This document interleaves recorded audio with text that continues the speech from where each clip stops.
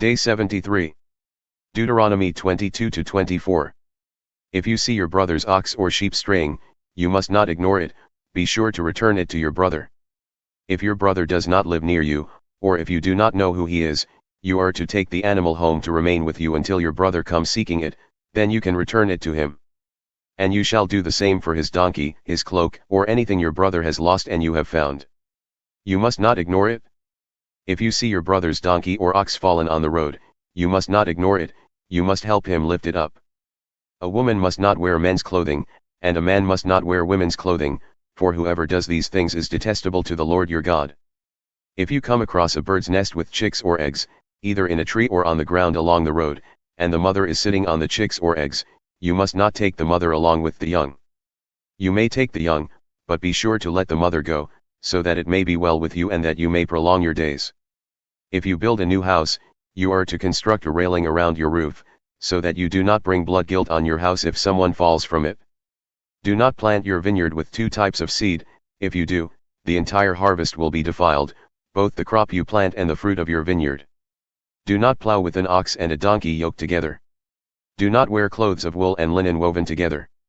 You are to make tassels on the four corners of the cloak you wear. Suppose a man marries a woman, has relations with her, and comes to hate her, and he then accuses her of shameful conduct and gives her a bad name, saying, I married this woman and had relations with her. But I discovered she was not a virgin. Then the young woman's father and mother shall bring the proof of her virginity to the city elders at the gate and say to the elders, I gave my daughter in marriage to this man, but he has come to hate her. And now he has accused her of shameful conduct, saying, I discovered that your daughter was not a virgin. But here is the proof of her virginity. And they shall spread out the cloth before the city elders. Then the elders of that city shall take the man and punish him. They are also to fine him 100 shekels of silver and give them to the young woman's father, because this man has given a virgin of Israel a bad name. And she shall remain his wife, he must not divorce her as long as he lives. If, however, this accusation is true, and no proof of the young woman's virginity can be found, she shall be brought to the door of her father's house, and there the men of her city will stone her to death. For she has committed an outrage in Israel by being promiscuous in her father's house.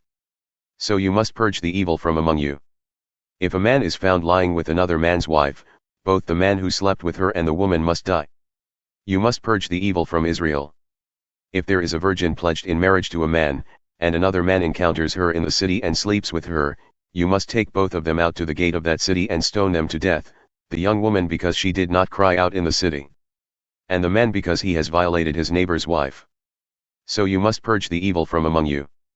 But if the man encounters a betrothed woman in the open country, and he overpowers her and lies with her, only the man who has done this must die. Do nothing to the young woman, because she has committed no sin worthy of death. This case is just like one in which a man attacks his neighbor and murders him. When he found her in the field, the betrothed woman cried out, but there was no one to save her.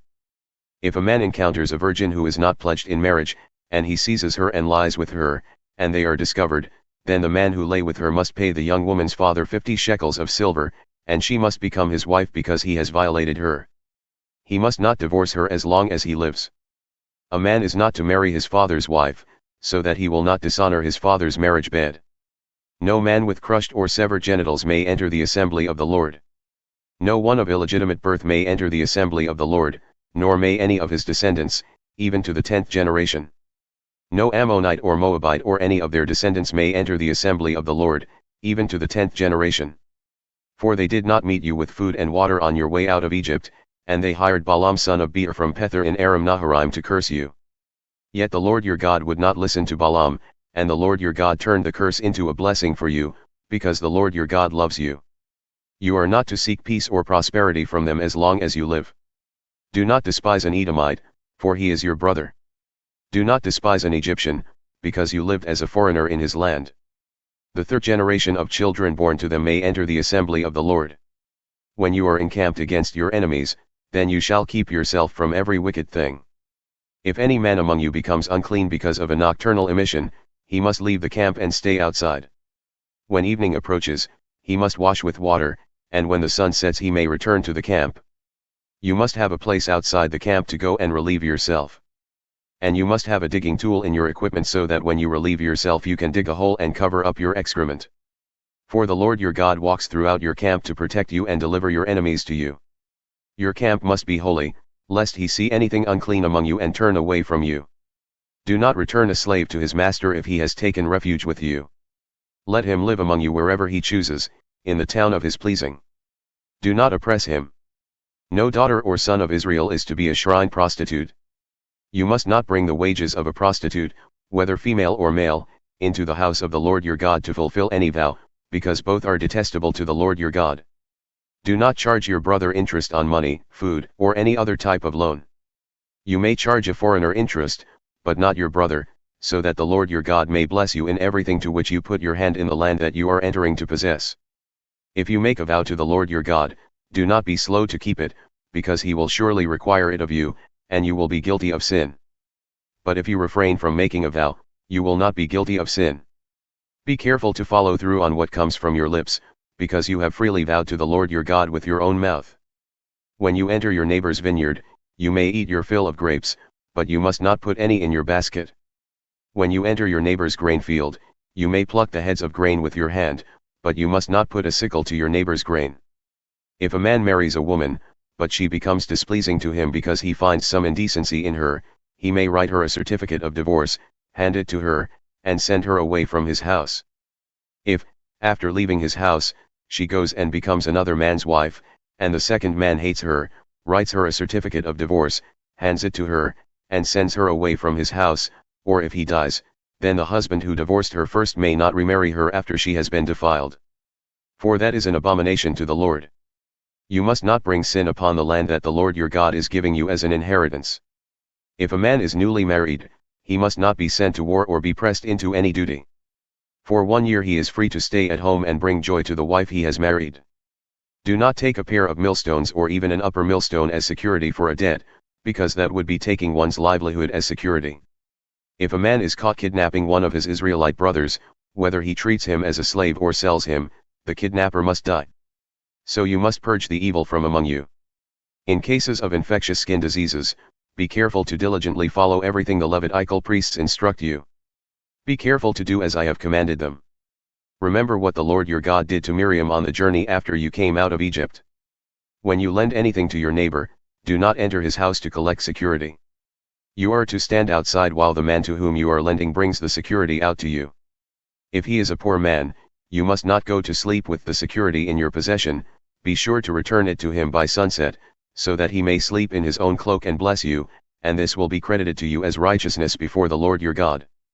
Do not oppress a hired hand who is poor and needy, whether he is a brother or a foreigner residing in one of your towns.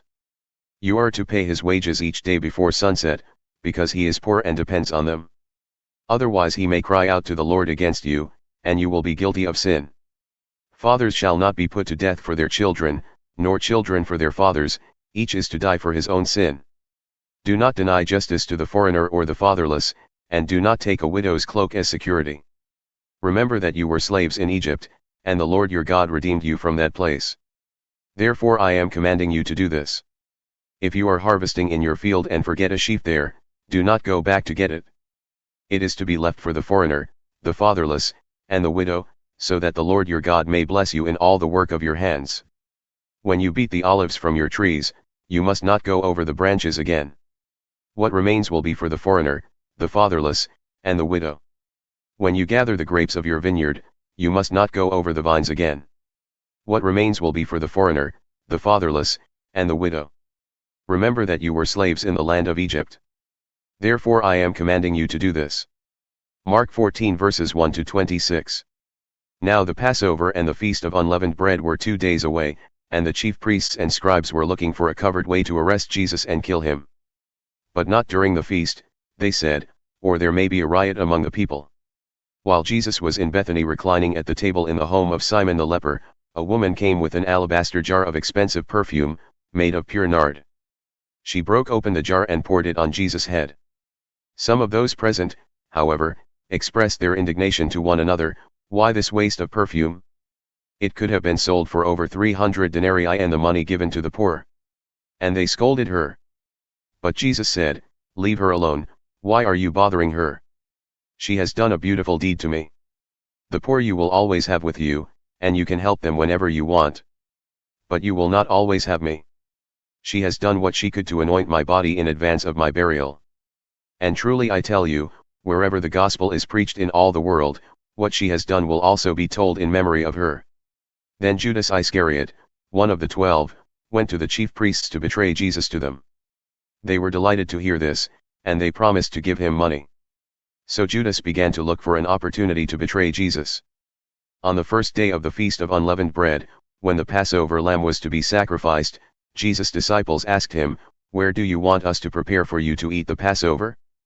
So he sent 2 of his disciples and told them, "Go into the city, and a man carrying a jug of water will meet you. Follow him, and whichever house he enters, say to the owner, 'The teacher asks, where is my guest room, where I may eat the Passover with my disciples?' And he will show you a large upper room, furnished and ready. Make preparations for us there." So the disciples left and went into the city, where they found everything as Jesus had described. And they prepared the Passover. When evening came, Jesus arrived with the 12. And while they were reclining and eating, Jesus said, "Truly I tell you, one of you who is eating with me will betray me." They began to be grieved and to ask him one after another, "Surely not I?" He answered, "It is one of the 12, the one who is dipping his hand into the bowl with me. The Son of Man will go just as it is written about him, but woe to that man by whom he is betrayed. It would be better for him if he had not been born." While they were eating, Jesus took bread, spoke a blessing and broke it, and gave it to the disciples, saying, "Take it, this is my body." Then he took the cup, gave thanks, and gave it to them, and they all drank from it. He said to them, "This is my blood of the covenant, which is poured out for many. Truly I tell you, I will no longer drink of the fruit of the vine until that day when I drink it anew in the kingdom of God." And when they had sung a hymn, they went out to the Mount of Olives.